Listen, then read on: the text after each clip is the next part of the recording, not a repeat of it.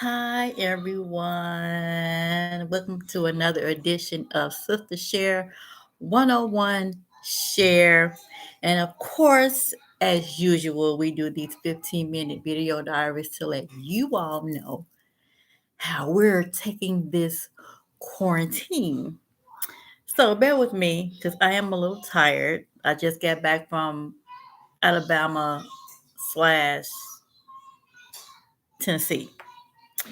So it was a 12-hour drive and I'm 12 hours tired. But I'm gonna pull it through. Some tea, y'all. So I went there. Of course, you all know my kids were gone for like 3 weeks. So I went there to pick my little children up and came back with another little package, my granddaughter, which y'all saw in my last video. But the reason why I went to Tennessee is because I wanted to show my children where I kind of grew up. Well, I spent a lot of my summers with my grandmother and my grandfather, and it's where my family is from. So whenever you hear me sound a little country every now and then, you know where it come from. Had a little country twang sometimes. Um, so yeah, I was spent my summers in Millington, Tennessee. Just a few miles from Memphis, in a little town called Dixmoor, Dixonville. Population 2. No, population a little bit more than that, but it was mostly family. And country people, if you know any country people, they all lived in these little towns, and everybody in a little town was related. Yeah, that's how they went back then.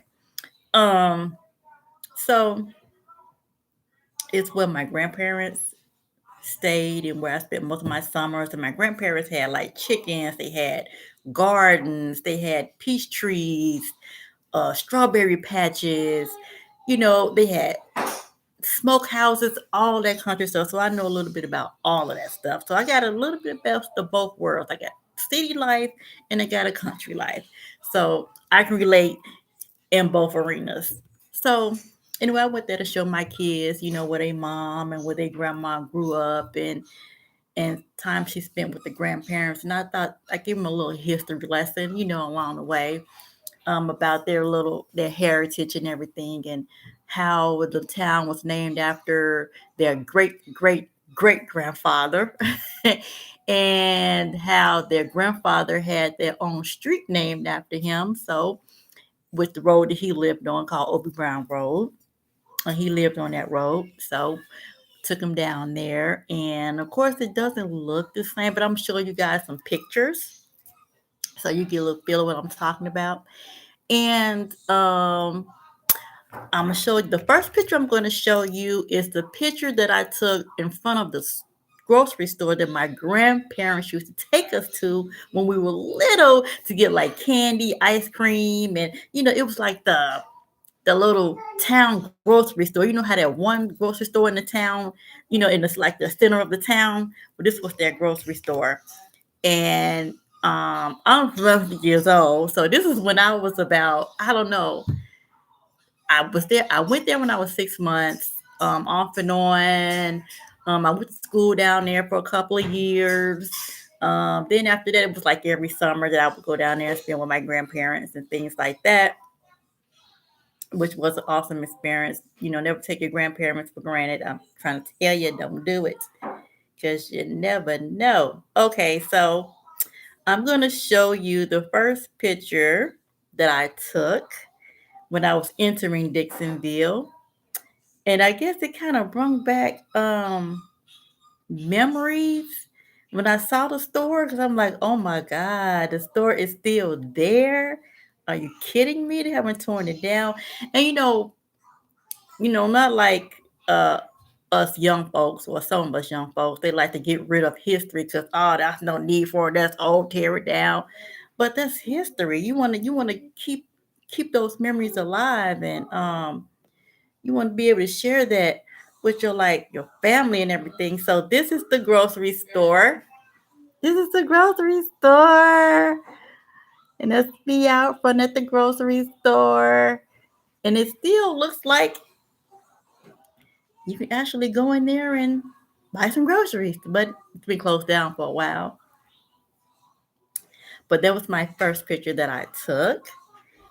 And I'm going to show you the plots where my grandparents used to stay and where they raised their kids actually and raised half of their grandchildren. And you'll see me and my kids and my granddaughter standing on that plot. There's no house there anymore because they tore the house down that my grandparents used to stay in, but that's the land right there. Awesome, awesome, awesome. So I told my kids all about how there used to be a garden over here. The house used to sit right here. You know, I used to climb this tree. A tree is still there that I used to climb. I'm like, oh my God, the tree is old as hell. Because I'm old as hell. So I know it's old as hell. Um, Let me see. Of course, back then, if anybody knows, I won't say rich heritage, but because of my heritage there and my grandparents and my great grandparents and all of that, like kind of owned that that little village or bill or whatever you want to call it, the little town. They had their own cemetery plot and everything. So, but first, before I show you that, I'm going to show you the house that my great grandparents lived in, that my grandfather built, and is still standing. And I went up on the porch and everything, and the porch is still sturdy. It is still sturdy. This is the house that my grandparents, my great grandparents lived in. That's the house. That's the house. Can you see that? That's the house. That is the house. I'm like, and see, and I like it that they kept everything intact to, as a memorial, because they had, I don't know how many kids my great grandparents had. I don't know if they had, back then they had like 12, 15, 18, 20 kids. So it was somewhere along that line. But yeah, I remember going to that house with my grandfather and seeing my great grandparents, and my great grandmother was half Indian on my grandfather's side, and my great grandfather was African, but I think I'm not. I think his father was African and his mother was Indian because my great grandfather had hazel eyes. So nobody in the family got those eyes. But but yeah, that's where they lived. I remember going there many a time. I remember one time they asked me, "Do I want to spend the night?" I'm like, "No, go on with my granddaddy."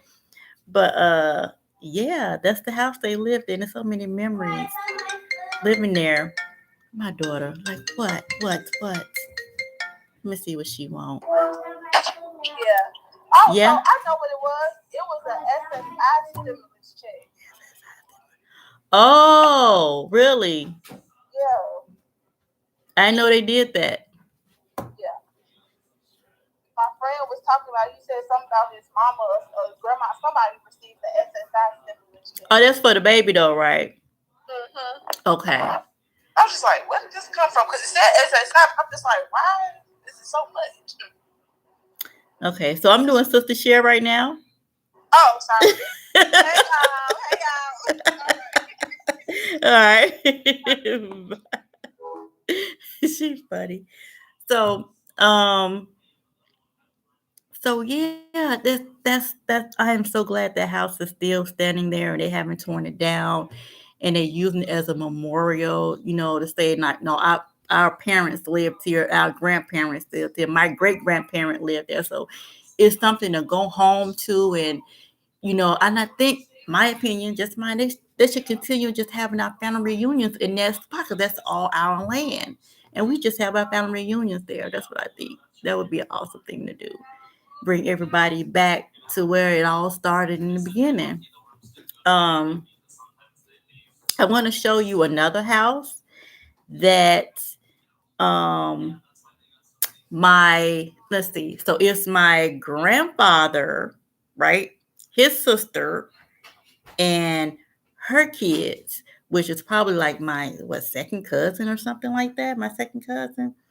So this is the house they lived in, which was like not even down the road. It's like you could just say right across not even across the street, like 100 yards away. They lived in that house. They haven't torn that down either. That's still there. So it would be like my great aunt's house, which is my grandfather's sister.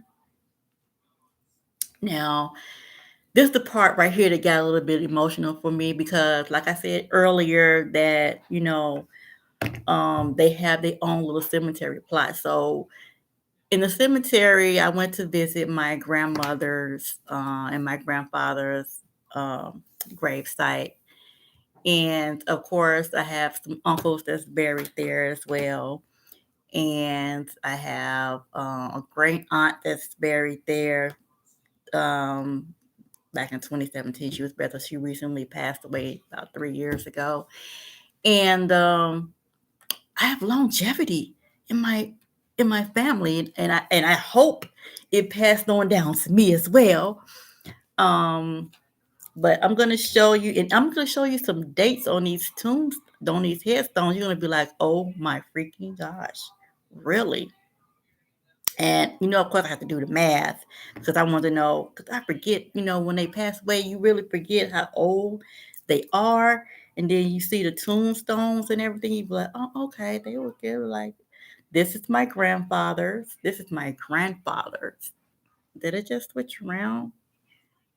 Craziness. This is my It switched around again. I don't know if you can see that, but that's my grandfather's headstone. This is crazy. But it says 1916 to 2000. So you do the math on that. 1916 to 2000. That was my grandfather's. And his wife, which is my grandmama. Thinking about putting my grandmama. That's my uncle. That's my grandfather. Here's my grandmama. We call her Big Mama. You know how y'all call y'all grandmas Big Mama back in the day? Hattie Mae Brown. I don't know why it's flipping around like that. It's getting on my nerves. Stupid iPhone. But Hattie Mae Brown.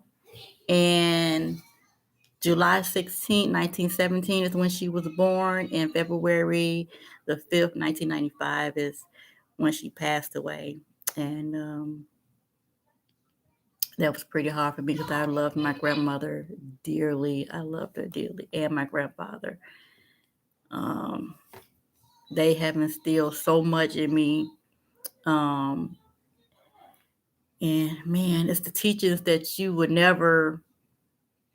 It's the teachers they just don't teach anymore. Put it that way.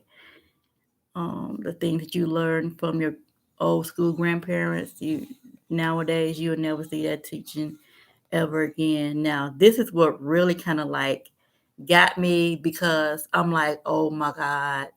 Now, it shows you my grandfather's headstone, right? So these are his parents. So these are my great grandparents, my great grandparents. And I hate, why is this switching around like that? This is my great, we can't see it. Oh, fudge stickles. But that's theirs. And I'm just going to read you the dates on here. So my grandmother, she was half Indian, all right, and her name was Emma. We call her Grandma Emma. Don't laugh at my grandparents' names, okay? Stop it right now. We call her Grandma Emma, and her her maiden name was Wesson, but of course she married a Brown, so it was Wesson Brown. She was born December 26th, day after Christmas.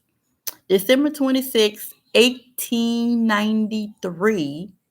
She died December 23rd. She would have been 98 if she had lived 3 more days.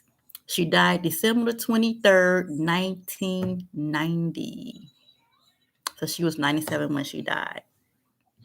Her husband, my great grandfather, Ulysses, stop it. Yes, Ulysses.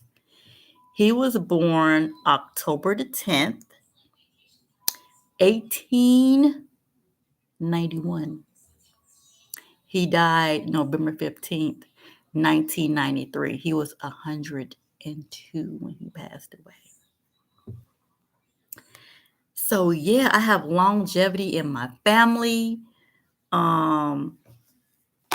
Those years and those summers that I had down there, I would never forget them. When I went down there, nostalgia, it just brought back a whole lot of memories. And, when I went to the gravesite, it brought back, a little bit of pain too, because like, oh man, they're gone, but they're gone, but I know their body is here, but just like you never see them again. So, their final resting place. And, it just brought back a lot. And I am so glad I took that journey today. I'm so glad that, my kids was able to see that, because who knows when I'll be able to go back down there and they'll be able to experience that. So I wanted them to experience that and let them know that, your mom, this is where your roots at right here. And hopefully when they get older, they'll kind of like, I want to go back. I want to go back and see. I want to go back, and see because that would be my great grandparents, their great great grandparents, where they're, stayed at in the history of Dixonville and how it all came about and all of that. And man, heritage is something else. I mean, all of us, I think, as African Americans have a rich heritage. We just need to trace it back, and we probably be amazed at what we'll find. Um, you know, through that transatlantic slave trade, brought all of this about. And the only regret I have is that my grandmother didn't get to see my kids.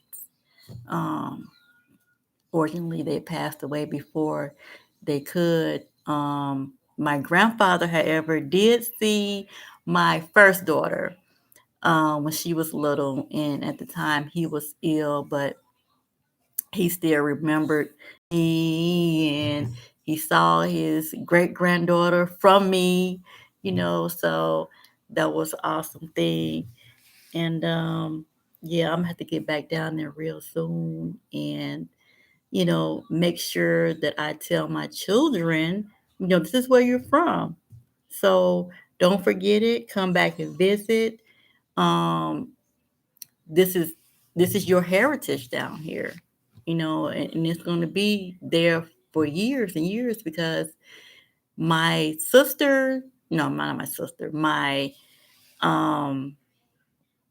grandfather's sister kids are still on that land. So, the old little beat up shack, they're still there. They actually put a house in between where their mother used to stay and where their grandparents stayed. So they're right in between them. So they still on that land. So yeah, I'm just glad that they didn't do away with the house, because that's a lot of heritage, a lot of memories. There's a lot of rich heritage there, and one day I hope that I will be able to sit down and talk with them so they can just tell me all the stories and, how Dixonville became to be Dixonville and, all of that, because I really want to know, and I really want to know a lot more about where I came from so I can pass that on to my kids so they'll know where they came from. So until then, everybody be safe. It's mandatory to wear a mask when you're out in public now. So let's do that. Let's not be disobedient. Be safe. Continue to go by these social distancing rules and continue to wash your hands and sanitize so we can remain healthy. And hopefully, if we do what we're supposed to do, things will get back to normal and we could resume our natural lives like it was even before this even happened. So until then, everybody, stay safe. Peace.